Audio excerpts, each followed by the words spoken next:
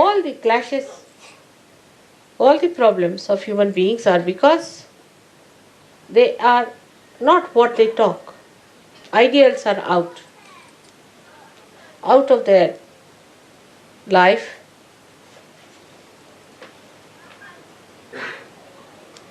That is how a Sahaja Yogi will show himself up compared to anybody else.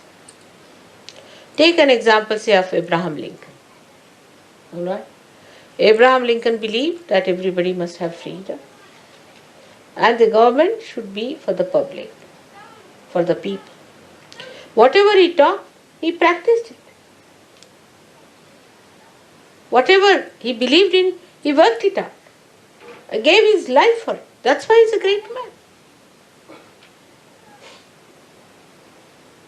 Think of Mahatma Gandhi. They were not like Christ incarnations. Think of any great man. Think of Shivaji Maharaj. Any one of the saints. They were human beings.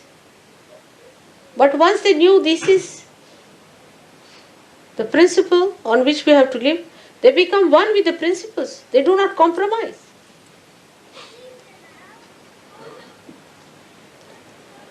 So what Sahaja Yogi has to be, that we should understand. A Sahaja Yogi is a person who has got realization through the Kundalini. And Kundalini is the motherhood in him.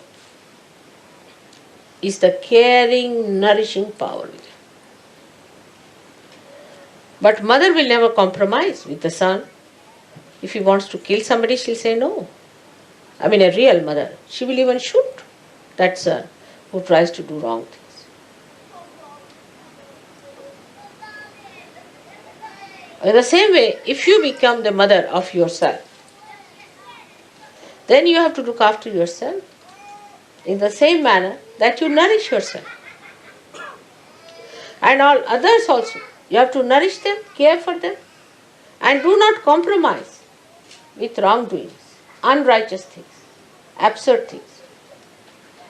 So in your meditations, you have to sit down. Now what do you say in meditation? Try to see all the chakras.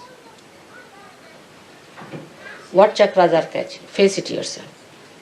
These might be from your past life. Some chakras are weak. Try to make them all right. Try to strengthen them. Because ideals have to be worked out, the instrument has to be all right. If the instrument is a crazy one, how will you do? So first of all, you must develop your instrument properly. It should be balanced, powerful, not cowardly. People should feel your power. Of course, the power is of love, but love doesn't mean that you compromise with all the nonsensical things. There should be no compromise at all. It's a very self-certifying state. You cannot say when it is so. You just cannot say. Itself, the state will certify that I am all right now. I have reached that state. You cannot say after 5 hours, 3 minutes, 2 seconds, you will become that. You just mature and you see that maturity within you.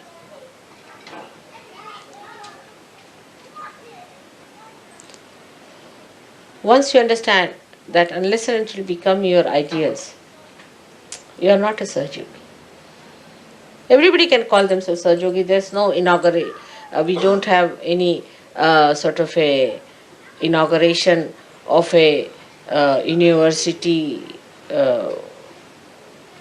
where people can come and get their degrees and diplomas. All right, you are certified twice born.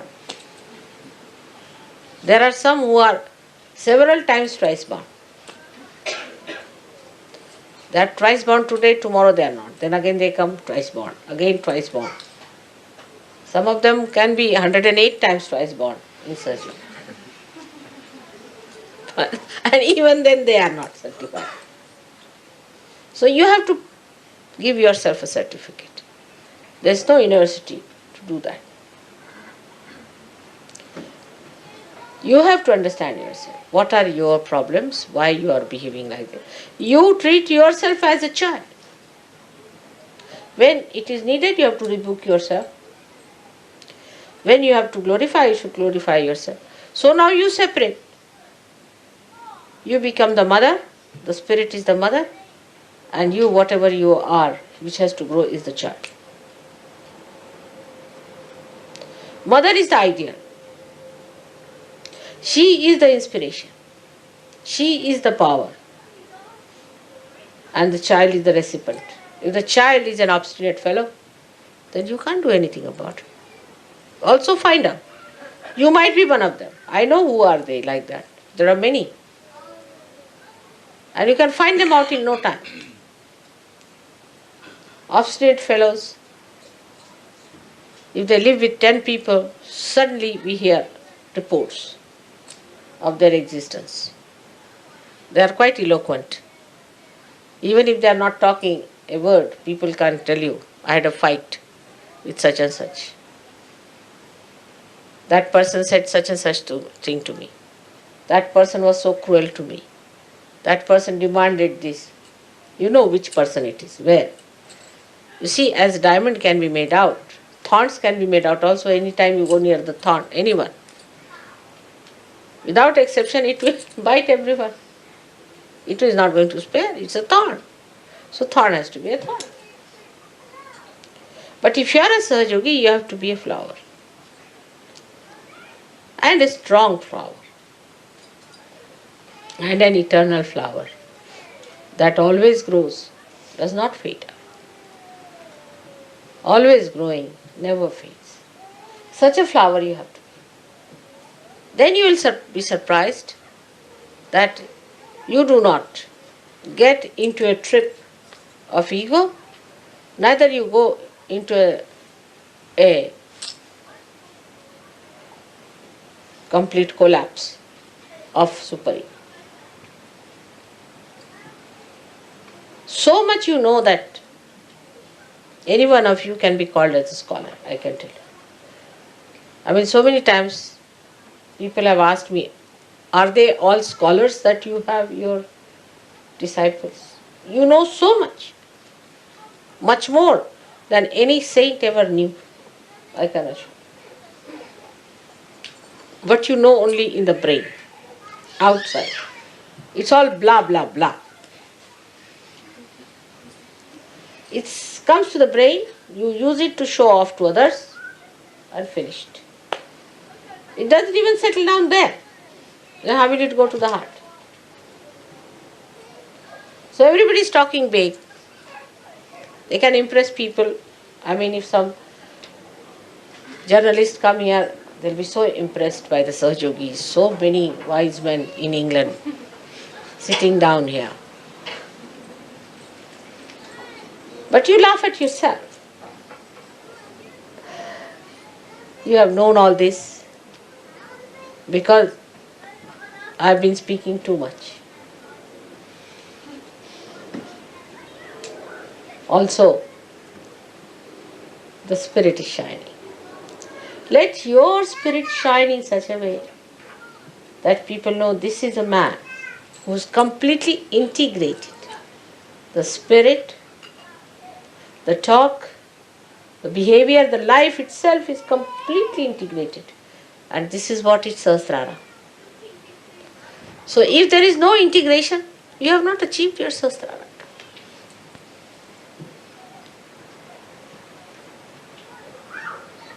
There will be no need to pull your ears. A day should come when you all will raise your heads with great pride and glory. Because your ideals will shine like ornaments. I want to say those days when all those who claim to be Sahajogis become that. That's the most important thing. All other things are useless. Getting an ashram, getting this, doing that.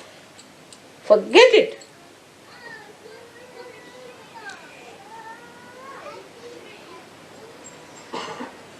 What you have to manage is this child which has to grow, who is still naughty, sometimes tries to misbehave. Now put it right. You give it a name. You call yourself a Sahajogi, and that child as Mr. X, Mr. Y, whatever your name has been. And always try to tell. Now will you behave yourself? Get up in the morning. Have your bath. Sit down for meditation. They feel lazy. The child says, I can't. Then you accept the child. Then the child will become the mother and you will be losing your powers. Excuses. The child knows. Very intelligent. It's a very clever child. Extremely intelligent. Knows how to deceive you. But the child also knows innately what it needs. If it comes to know that the mother in you has developed that personality, then it accepts mother's personality. But if the child knows the mother herself is weak, then he starts taking advantage of the mother. So you have to not fight yourself, but to tame. And this is very easy. You start enjoying it, looking at yourself. Oh, Mr. So and so. Then you won't be angry. I know how to handle you. You are hiding behind there, alright? Giving excuses.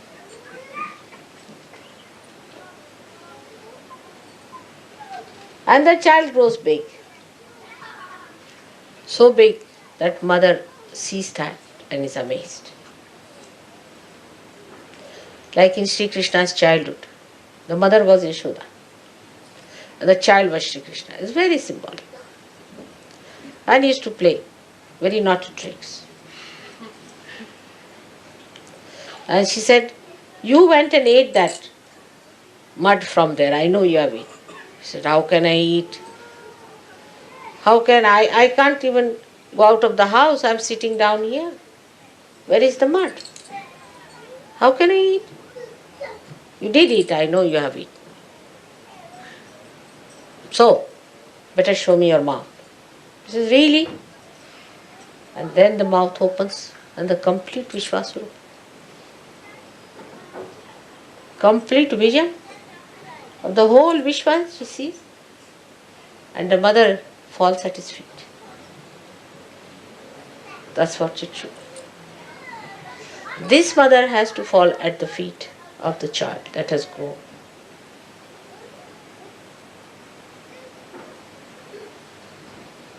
Very symbolic.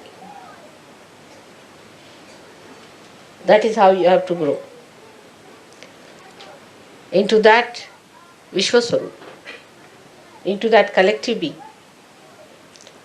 into that Virata.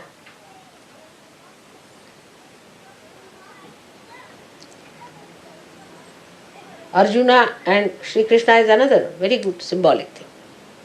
Arjuna was a friend, used to take liberties with Sri Krishna.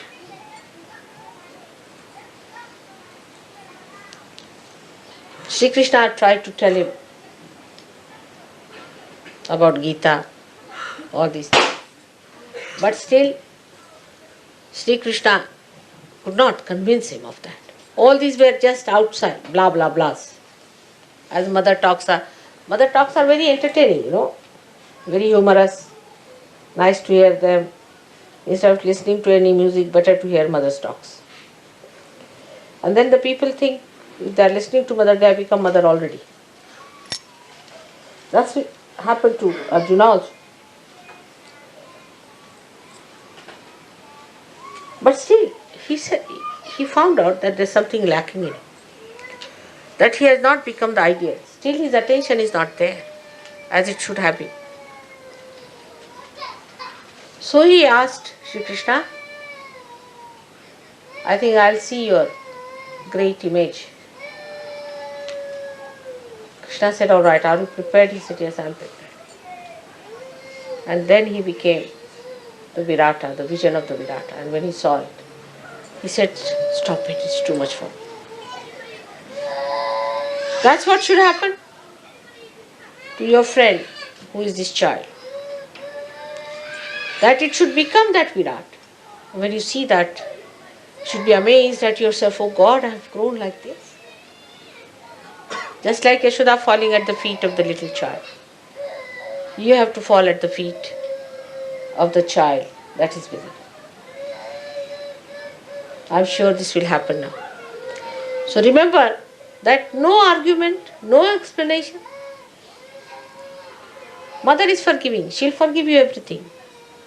You know that. Anything you do, I'll forgive you. Even if you murder me, I'll forgive you. But you won't be able to forgive yourself. So allow that child to grow.